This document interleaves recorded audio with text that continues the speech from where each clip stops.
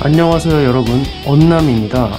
오늘은 이 제대로 된 육아 분담에 대해서 여러분들과 생각을 공유하려고 하는데요.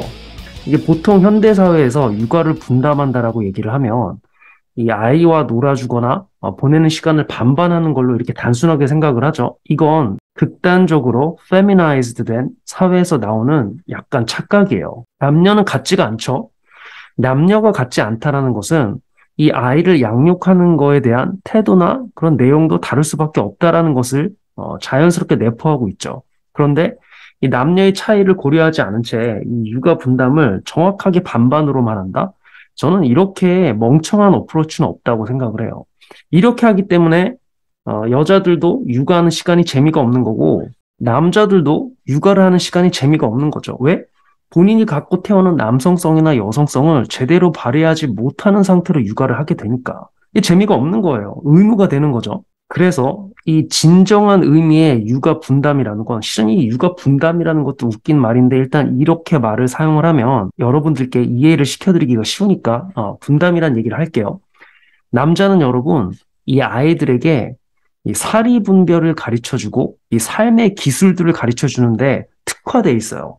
이게 남성성의 특질인 거죠. 그쵸? 문제 해결력, 리더십, 책임 보호라는 특질들. 뭐 여자아이가 되었던 남자아이가 되었던 아버지라는 사람은 이 아이에게 삶에 대한 기술들, 살아남는 기술들을 가르치는데 훨씬 더 재미를 느끼고 흥미를 느끼며 본인의 본성에도 맞는 거죠. 그리고 사리 분별까지 뭐가 옳고 그른지에 대한 논리적인 판단. 이 판단을 이 아이들에게 전해줌으로써 이 아이들이 나중에 삶을 살아낼 때 좀 더 불필요한 실수를 하게 되는 경우를 줄일 수 있는 거죠. 이 여성분들은 또 남성분들과 차이가 있는 것이 여성성을 살려서 아이를 봐준다라는 건 아이들과 정서적으로 풍부한 상호작용을 함으로써 아이들의 정서에 아늑함을 줄 수 있는 거죠. 제가 예를 하나 들어볼까요? 아이랑 엄마가 시간을 보낸다라고 하면 아이와 함께 쇼핑몰을 가서 뭐 시간을 보낸다라든가, 그렇죠? 아니면 문화생활 같은 것을 좀 더 많이 즐긴다라든가, 이렇게 엄마들은 아이들과 정서적으로 좀 더 풍요로운 듯한 그러한 맥락에서 아이들과 시간을 보내는 게 훨씬 더 좋은 방식이고, 이 남자들 같은 경우에는 아이들에게 스포츠를 통해서 대인관계를 하는 그러한 부분들을 가르쳐 준다라든가, 스포츠를 하다 보면 patience, 인내심도 배울 수 있고, 그렇죠? 그리고 또 다른 타인을 대하는 방식이라든지 이런 부분들을 배울 수가 있죠. 스포츠를 통해 작은 인생의 장을 만들어서 삶에 대한 기술들을 가르쳐 줄 수도 있는 거고요.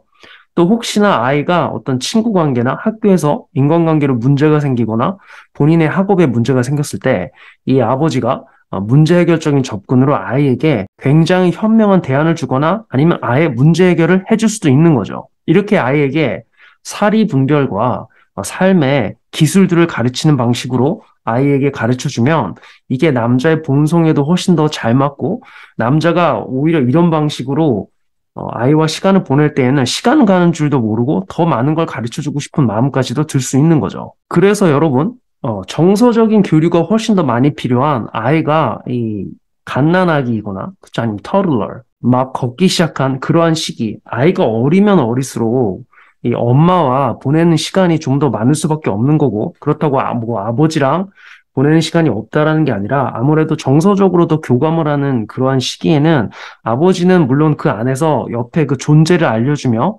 아버지의 그 보호막으로서 그런 느낌을 전달을 하게 되지만 아주 이 디테일한 어떤 정서적인 교류는 엄마와 더 많이 하게 돼 있단 말이죠. 특히 모유 수유를 하게 되면 훨씬 더 그런 정서적인 교류를 많이 하게 되죠. 그래서 아이가 어릴수록 엄마가 아이랑 보내는 시간이 많은 게 훨씬 더 자연스러운 일이고 또 아이가 커가면서 삶의 기술들이 필요한 나이가 점점 되어 갈 때 그러면서 아버지와 보내는 시간들이 점차 많아지는 게 이게 훨씬 더 자연스러운 현상인 거죠. 이거는 뭐 아버지 직장적인 영역에도 굉장히 잘 맞는 부분이에요. 왜냐하면 아버지도 아이가 커가면서 그 자기의 분야에서 본인의 직업적인 경력에서 훨씬 더 많은 지위를 쌓을 확률이 높아지고 그러면서 가정에 좀 더 시간적인 여유를 쓸 수 있는 그러한 여건이 마련이 되는 거죠. 또 뿐만 아니라 특히 사내 아이를 키우는 경우에는 더더욱 아버지가 알려줄 게 많죠. 뭐 이런 부분들은 father figure라는 개념으로 이미 여러분들께서 본 채널에서 많은 부분들을 느끼시고 또 배우셨을 거라 믿고요. 이 여성인 경우에도 마찬가지예요. 뭐 예를 들어서 이 여자아이에게 남자 고르는 법을 가르쳐 준다.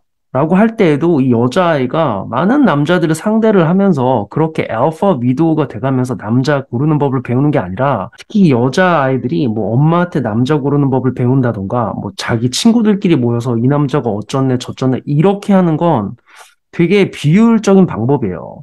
특히 여성분들 같은 경우에 본인이 어떤 남자를 좋아하는지 모르는 경우가 진짜 많아요. 혹시 이 영상을 보시는 여성분들 한번 가슴에 손을 얹고 생각을 해보시죠. 항상 남자를 생각할 때 확신이 쓰지 않는 그러한 경험이 많죠, 보통. 이 남자 고르는 이 기준도 이 아버지들이, 이 father figure들이 직접 스스로 그 여성의 삶에 father figure로서 자리를 잡음으로써 본인 자체가 그 여성이 찾을 수 있는 남자에 대한 bare minimum, 그 아주 최소한의 기준이 되면서 그 여자아이, 딸에게 말을 해주는 거죠.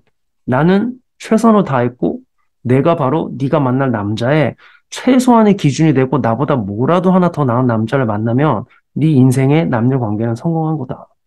이러한 프레임으로 가는 것이 훨씬 더 자연스럽고 여성에게 그 여아에게도 맞는 것이며 그렇기 때문에 이 여아가 커가면서 남녀 관계를 할 수 있는 이러한 나이에 가까워질수록 이 father figure, 아버지와의 어떤 상호작용의 중요성이 커지는 거죠. 자라면서 어떠한 사리 분별을 해야 되는지, 여성으로서 어떠한 부분들을 알고 어떠한 남자를 골라야 되는지, 이렇게 남성분들이, 아버지들이 딸아이에게 해줄 수 있는 부분도 많아지는 거죠.